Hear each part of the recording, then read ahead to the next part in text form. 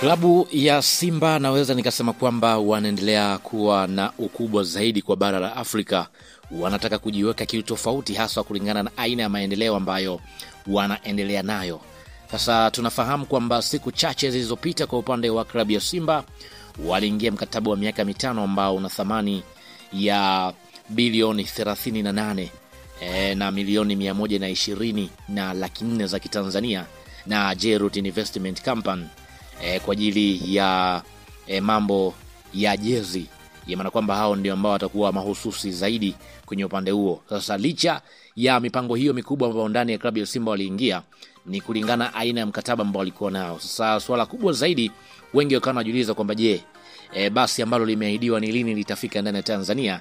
Sasa nikwambie tu kwamba tayari basi hilo limeweza kufika. Sasa utakwenda kufahamu hapa ni basi la aina gani. Hii yote ni namna ambavyo Simba wanaendelea kuseti mipango yao vizuri kuelekea kwenye mambo ya kiutofauti au mambo ya mabadiliko ndani ya klabu hiyo. Lakini kabla sijakwenda kukutazamia aina gari ambalo wameweza kupata kwa upande wa klabu ya Simba na tayari limeshawasili, nikukumbushe tu kwamba hii hapa ni Swahili Media. Kama bado hujaweza kusubscribe, basi nikuombe subscribe ili tuwe pamoja siku zote. Mimi naitwa Chicharito, karibu sana tuweze kuangazia taarifa hii kiundani zaidi. Kwa taarifa ambayo tayari imeripotiwa ni kwamba klabu ya Simba imepokea basi jipya la kisasa aina ya Ilzal, ambapo tunafahamu ni basi ambalo lililobuniwa mahususi kwa ajili ya usafiri kwa upande wa wachezaji.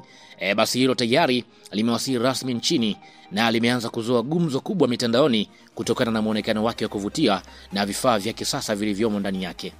Gari hili ambalo limetengenezwa na kampuni maarufu ya magari ya kifahari ya Ilzal kutoka nchini Hispania ni miongoni mwa mabasi yanayotumiwa na vilabu vikubwa duniani.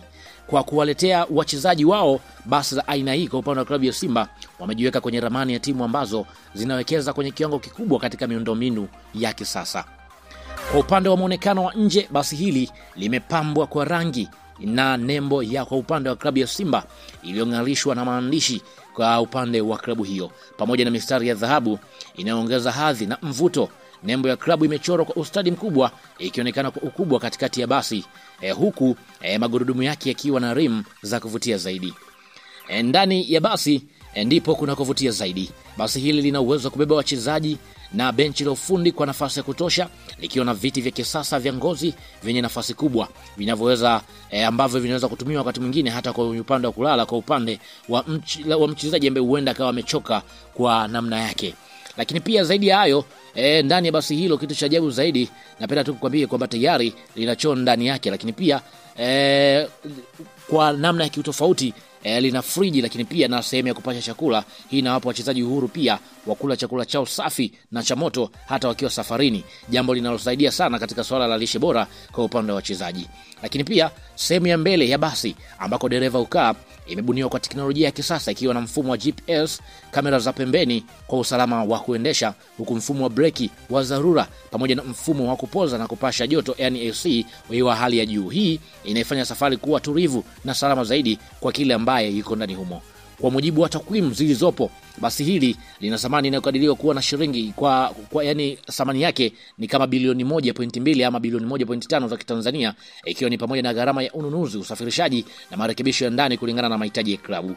Hatua hii ni ya kihistoria kwa soka la Tanzania, kwani inaonyesha dhamira kwa upande wa klabu ya Simba katika kuwekeza katika mazingira bora kwa upande wa wachezaji wao. Pia ni ishara ya kuendelea kusimamia hadhi ya kimataifa ambayo klabu hiyo imekuwa ikijenga kwa muda mrefu. Kwa ujumla, basi hili jipya halijaletwa tu kwa ajili ya usafiri, bali ni sehemu ya mikakati kwa upande wa klabu ya Simba kuhakikisha timu inasafiri kwa starehe, usalama na heshima ya juu, sawa na vilabu vikubwa barani Afrika na bara la Ulaya. Kwa upande wako una maoni gani juu ya basi la Simba? Toa maoni yako nami nitapitia. Shukrani.